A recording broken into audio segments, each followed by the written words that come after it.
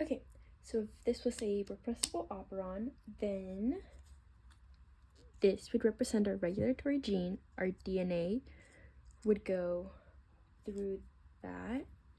Our promoter would be that. Our RNA polymerase would be that. This would represent our operator, and our structural genes would be over here.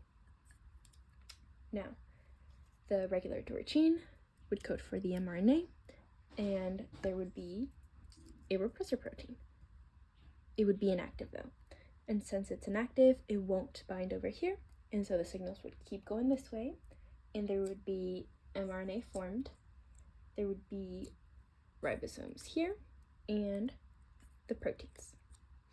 Now, if the repressible operon was turned off, that would mean we now have a co-repressor present, and the co-repressor would bind to the repressor protein.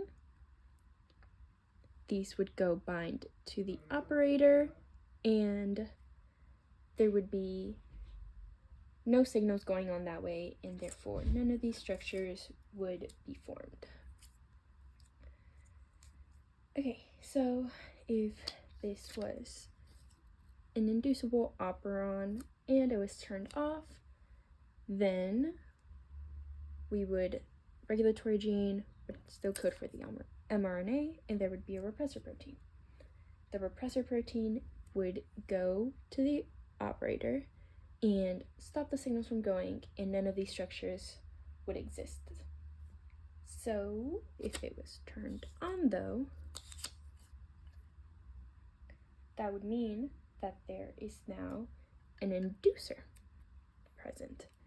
The inducer would bind to the repressor protein and stop it from binding to the operator, which would allow the signals to go that way, and we now have mRNA being formed with ribosomes and proteins.